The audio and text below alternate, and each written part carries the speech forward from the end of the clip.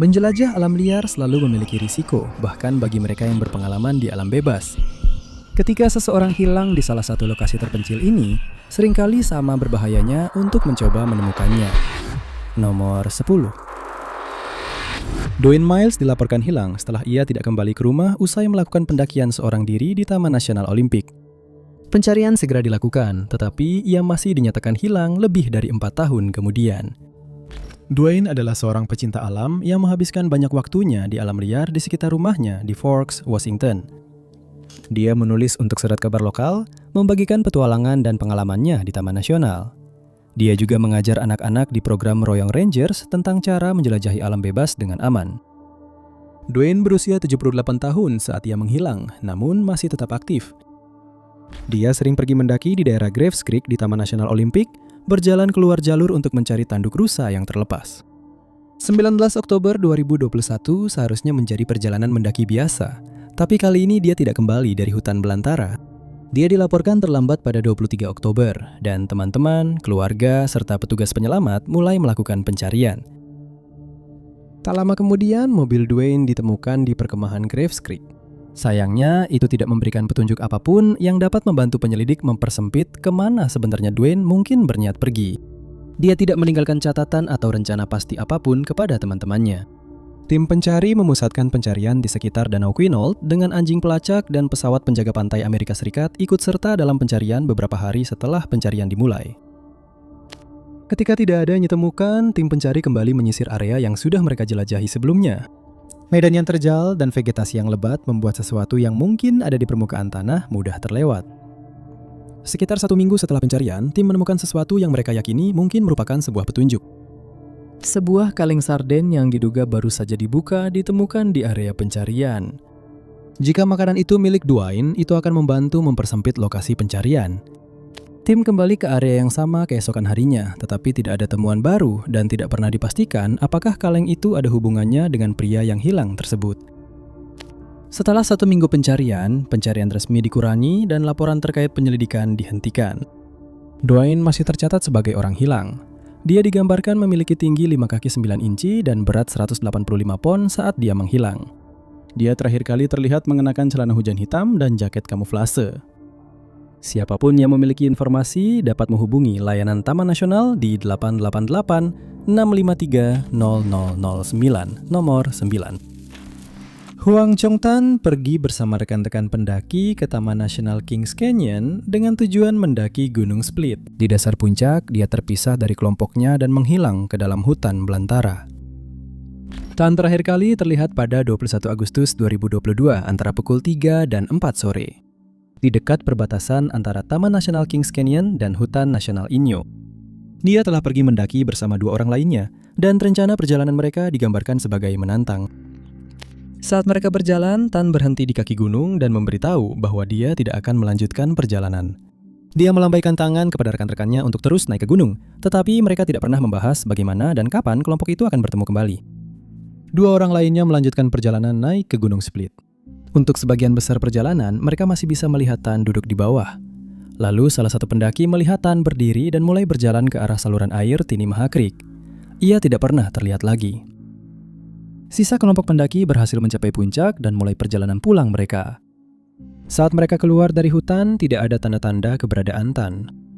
Awalnya, mereka berharap Tan mungkin sudah pergi lebih dulu tanpa menunggu mereka. Tetapi ketika mereka sampai di Danau Merah, tempat Tan meninggalkan perlengkapan, mereka menemukan perlengkapan itu tidak tersentuh. Sangat kecil kemungkinan Tan akan meninggalkan perlengkapannya. Sebaliknya, tampaknya Tan sama sekali belum sampai sejauh ini. Setelah rombongan meninggalkan taman, mereka memberitahu pihak berwenang tentang hilangnya Tan dan pencarian besar-besaran pun segera dilakukan. Penerbangan inframerah, tim pencari K9, dan sistem udara tabrawak adalah beberapa teknik yang digunakan untuk mencoba menemukan jejak pria yang hilang itu. Jalur-jalur telah diamankan dan siapapun yang berada di area tempat Tan terakhir terlihat telah diinterogasi. Anggota komunitas pendaki Vietnam ikut bergabung dalam pencarian, tetapi tidak ada petunjuk yang ditemukan. Tim pencarian dan penyelamatan merilis rekaman yang menunjukkan medan sulit yang mereka hadapi. Tebing berbatu bisa sangat berbahaya dan ada beberapa area di mana tanah di bawahnya gembur. Salah satu teori yang mungkin adalah Tan entah terpeleset atau batu tempat dia berdiri bergeser dan dia terjatuh ke salah satu celah dalam di sekitar Gunung Split. Dia masih dinyatakan hilang hingga hari ini.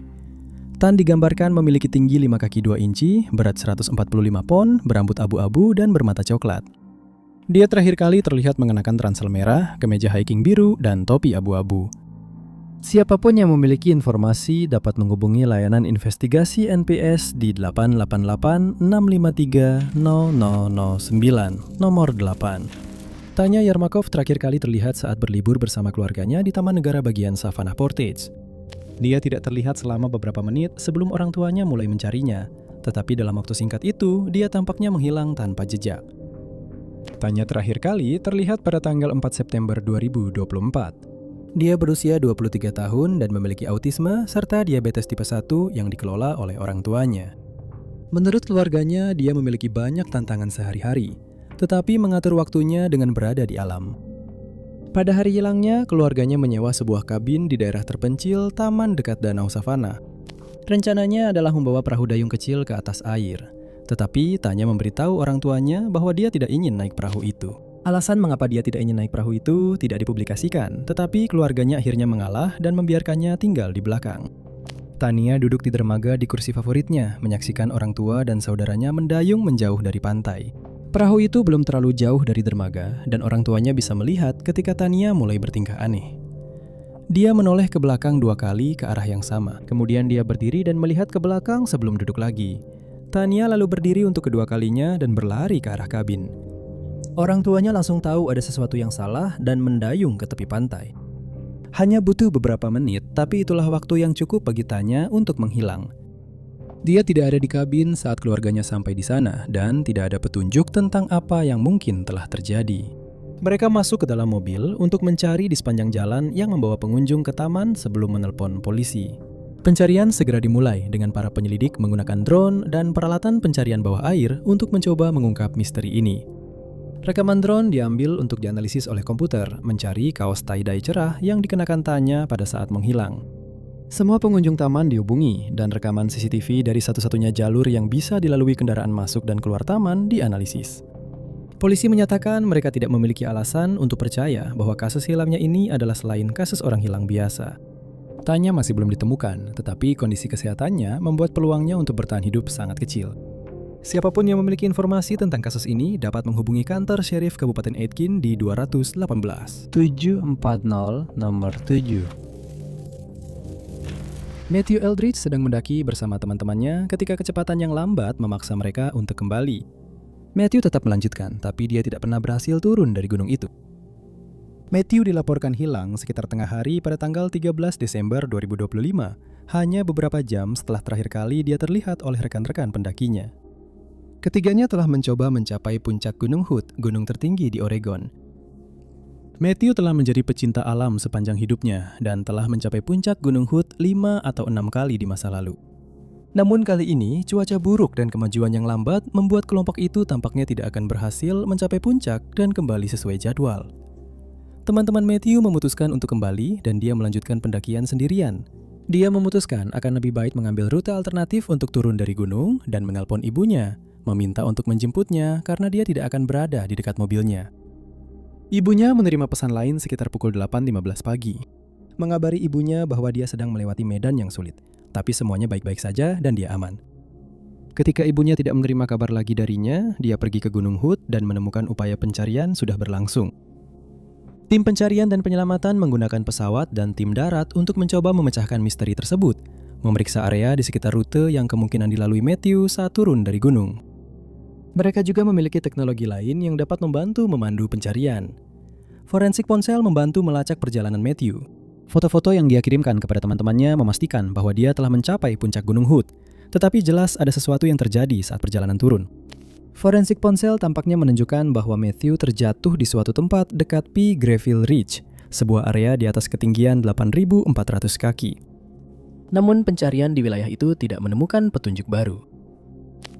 Pencarian harus dihentikan karena gelap dan kondisi yang tidak aman, tetapi dilanjutkan kembali pada hari-hari berikutnya. Sayangnya tidak ada yang ditemukan dan tim-tim tersebut meninggalkan gunung dengan tangan hampa. 6 bulan berlalu, Matthew masih belum ditemukan. Namun seiring semakin banyak wisatawan yang mengunjungi gunung tersebut di musim panas, ada harapan bahwa hal ini mungkin akan segera berubah. Nomor 6. Sifak Simonian baru berusia 21 tahun saat terakhir kali terlihat. Lebih dari 11 tahun telah berlalu sejak dia menghilang dan keluarganya masih belum menemukan jawaban. Sifak adalah seorang pendaki yang gemar menjelajah alam dan tinggal di Belrose, New South Wales. Dia senang mendaki dan menghabiskan waktu di alam. Bagi keluarga dan teman-temannya, tidaklah aneh jika beberapa hari berlalu tanpa melihat atau mendengar kabar darinya. Namun ketika Sifak tidak masuk kerja sebagai sopir pengantar, teman-temannya tahu ada sesuatu yang tidak beres. Dia dilaporkan hilang pada 23 Oktober 2014, 3 hari setelah terakhir kali dia terlihat. Keluarganya segera mulai memeriksa jalur dan area alam liar yang sering dia kunjungi. Seorang temannya memberitahu keluarganya bahwa Sifak telah berbicara tentang mengunjungi Blue Mountains, dan mereka memfokuskan kembali pencarian mereka di wilayah itu. Taman Nasional Kanagraboid adalah salah satu dari beberapa taman nasional di wilayah tersebut dan merupakan tempat yang tidak terlalu dikenal oleh Sifak. Namun inilah taman yang ditunjukkan oleh teman Sifak kepada mereka. Mereka menempuh jalan tanah sepanjang 27 km di mana mereka menemukan mobil Sifak yang ditinggalkan. Di dalamnya masih terdapat banyak barang pribadi milik Sifak, termasuk alas kaki yang ia sebut sebagai sepatu bot antular. Menurut keluarganya, tidak biasa bagi Sifak untuk menjelajah alam liar tanpa mereka. Pencarian Sifak sekarang difokuskan kembali ke area di sekitar tempat mobilnya ditemukan. Tidak mungkin untuk mengetahui secara pasti di mana Sifak memasuki taman tersebut, meskipun tampaknya mobilnya telah diparkir di sana sejak 21 Oktober. Mengingat sudah berapa lama waktu yang berlalu, tidak mungkin untuk mempersempit area pencarian berdasarkan seberapa jauh Sifak bisa berjalan dari kendaraannya. Dia dalam kondisi fisik yang bugar dan cuaca cukup bersahabat, sehingga dia mungkin masih bisa bergerak jika saja dia tidak mengalami semacam kecelakaan. Pencarian difokuskan pada sumber air dan titik-titik tinggi, area yang kemungkinan besar dituju Sifak jika dia masih hidup. Helikopter digunakan untuk mendapatkan pandangan dari udara, tetapi semak belukar yang lebat justru membuat pencarian semakin sulit. Setelah 16 hari pencarian intensif, yang terbesar yang pernah dilakukan di Taman Nasional Kanagraboid, pencarian tersebut dihentikan. Sifak belum ditemukan, meskipun laporan koroner menyatakan kemungkinan besar dia sudah tidak lagi hidup. Keluarganya masih memegang harapan bahwa suatu hari nanti mereka akan mendapatkan jawaban atas misteri ini. Nomor 5. William Clayton Miller terakhir kali berkomunikasi dengan orang-orang tercinta pada tanggal 2 Maret 2026. Sedikit detail yang telah dirilis dalam kasus orang hilangnya, tetapi permohonan informasi terbaru mungkin akhirnya akan membawa jawaban. Kontak terakhir William yang diketahui adalah dengan istrinya yang terpisah. Pasangan itu telah berpisah pada musim panas sebelumnya, dan menurut istrinya, dia sedang berjuang dengan stres dan masalah kesehatan mental lainnya. 2 minggu berlalu tanpa ada kontak sebelum saudara perempuan William melaporkan dia hilang. Pencarian di rumahnya di San Diego menemukan beberapa petunjuk. Mobilnya hilang, tetapi menurut istrinya tidak ada apapun di sana yang menunjukkan bahwa dia berniat meninggalkan negara atau hidup di luar jaringan. Kasus William diklasifikasikan sebagai kasus hilangnya orang dewasa secara sukarela.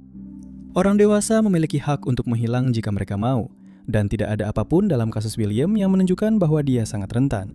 Dia tidak memiliki masalah kesehatan yang diketahui, dan dia juga tidak bergantung pada obat apapun. Meskipun demikian, pencarian tetap dilakukan. Satu petunjuk potensial ditemukan dengan melihat catatan telepon Williams. Catatan tersebut menunjukkan bahwa dia melakukan panggilan keluar pada tanggal 3 Maret, sehari setelah pesan terakhirnya kepada istrinya yang telah berpisah darinya. Namun, kepada siapa panggilan itu dilakukan belum dipublikasikan. Pada suatu waktu, mobil William ditemukan di Blue Sky Ecological Preserve di Poway. Menurut para penyelidik, mobil itu telah berada di sana selama beberapa minggu dan dalam keadaan kosong. Pada awal Juni, pencarian di sekitar Danau Poway dilakukan. 80 orang terlibat dalam upaya pencarian untuk menemukan jejak apapun dari pria yang hilang itu. Sayangnya, tidak ada petunjuk baru yang ditemukan. William masih dinyatakan hilang dan polisi kembali meminta informasi setelah pencarian yang gagal. William digambarkan sebagai pria kulit putih dengan mata coklat dan rambut beruban atau putih yang mulai botak. Dia memiliki tinggi 6 kaki dan berat 210 pon. Dia biasanya memakai sepatu New Balance dan memiliki tato anjing pitbull di salah satu bahunya. Siapapun yang memiliki informasi tentang kasus ini dapat menghubungi Divisi Kejahatan Besar San Diego di 8582 85630. Nomor 4. Joan Kilkim telah mengunjungi jalur di puncak Gunung Grouse sekitar 30 kali sepanjang tahun 2025. Tetapi setelah satu perjalanan di bulan November, dia tidak pernah kembali turun. Keluarga Kim melaporkan anggota keluarga mereka hilang ketika dia tidak kembali ke rumahnya di Surrey pada malam tanggal 16 November 2025.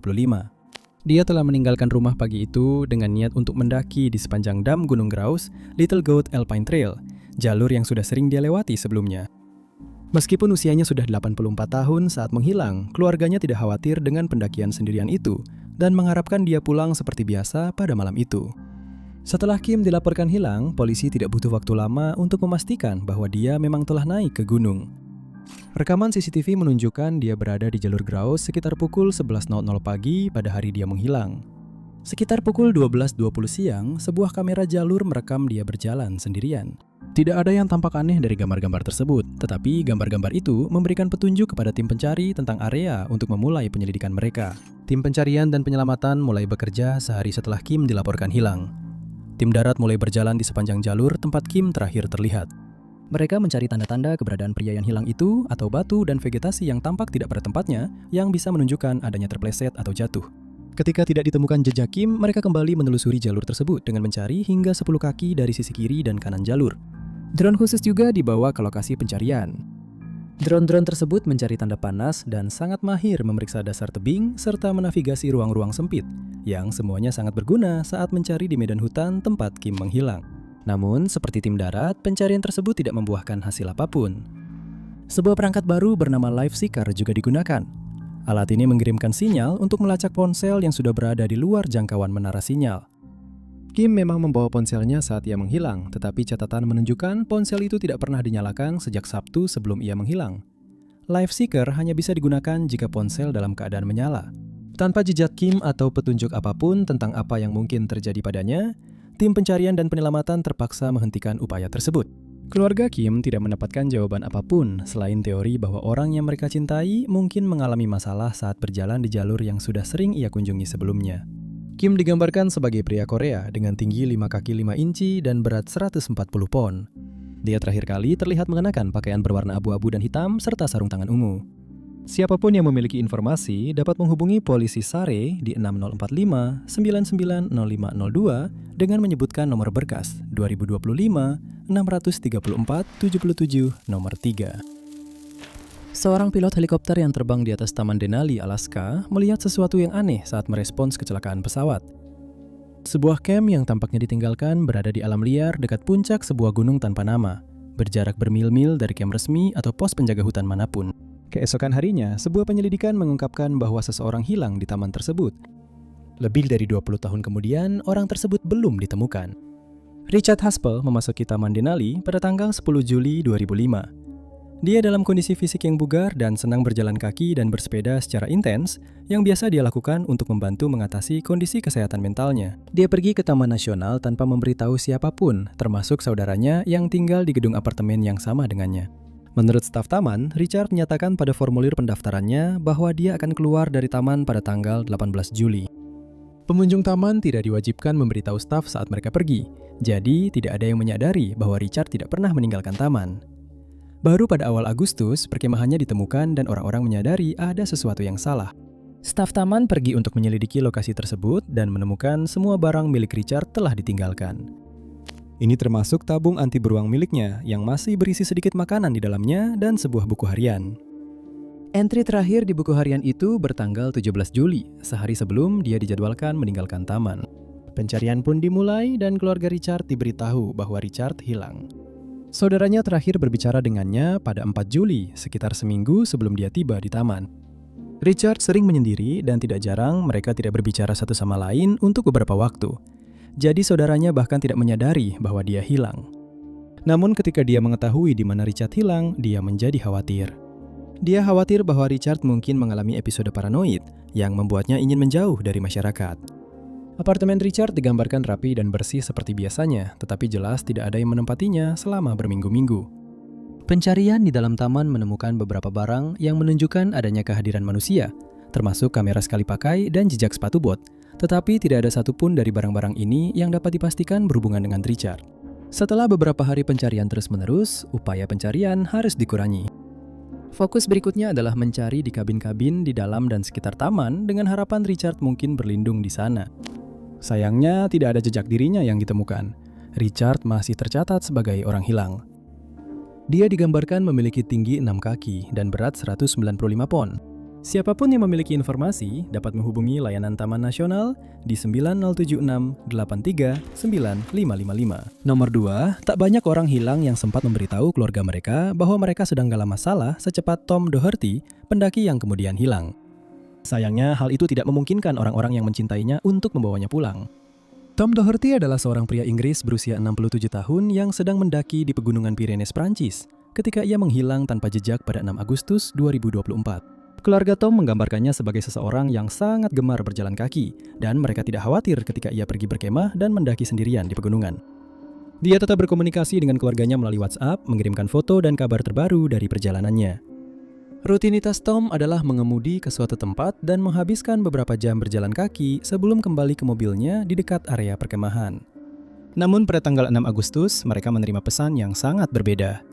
Foto terakhir yang mereka terima menunjukkan awan yang tampak seperti kabut yang menyelimuti gunung.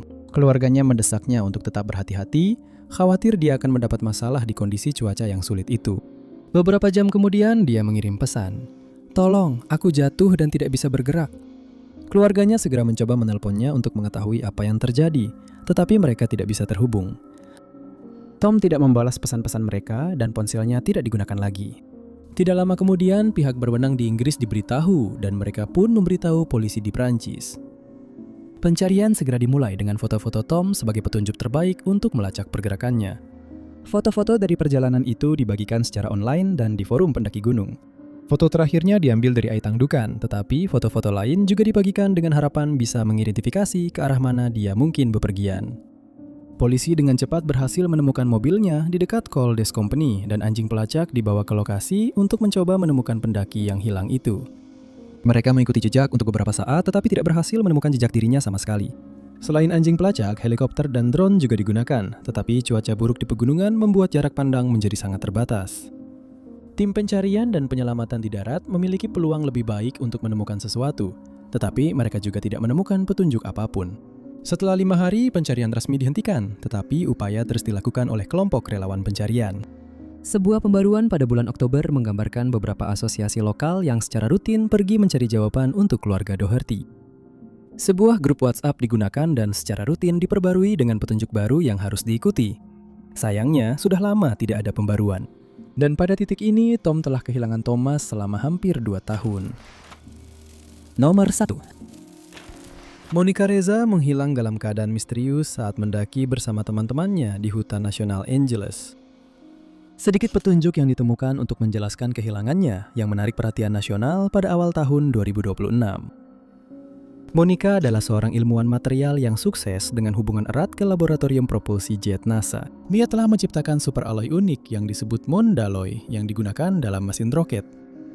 Pekerjaannya membawanya berhubungan dengan angkatan udara yang membantu meningkatkan produksi dan mencari metode pemrosesan yang berbeda. Ketika Monica menghilang pada Juni 2025, dia masih bekerja sebagai direktur pemrosesan material di laboratorium propulsi jet NASA, tetapi telah mengambil cuti dari pekerjaannya untuk membantu merawat seorang kerabat. Dalam waktu itu, dia lebih fokus pada yoga, sesuatu yang sudah diminatinya selama bertahun-tahun. Dia adalah bagian dari kelompok yoga dan menjalin persahabatan erat dengan anggota kelompok lainnya. Pada 22 Juni 2025, Monica pergi mendaki bersama 2 anggota kelompok lainnya. Dia terakhir terlihat berjalan di sepanjang Angeles Crest Highway sekitar pukul 9.10 pagi. Tujuan pendakian tersebut adalah untuk mencapai puncak Gunung Waterman. Menurut orang-orang yang mendaki bersamanya, salah satu temannya memutuskan untuk berhenti karena pendakiannya terlalu sulit. Monica dan teman-temannya melanjutkan perjalanan ke puncak, di mana mereka mengambil foto. Salah satu foto menunjukkan Monica mengangkat sebuah papan tanda dan tersenyum ke arah kamera. Kedua pendaki itu kemudian mulai menuruni gunung kembali. Kondisi pasti saat penurunan masih diperdebatkan. Beberapa laporan menyatakan mereka berlari atau jogging, namun keluarga Monica membantah hal ini. Mereka yakin Monica berhati-hati dan tidak akan mengambil risiko seperti itu. Teman Monica berjalan lebih dulu di depan, namun ia akan memanggil Monica saat mereka menuju ke dasar.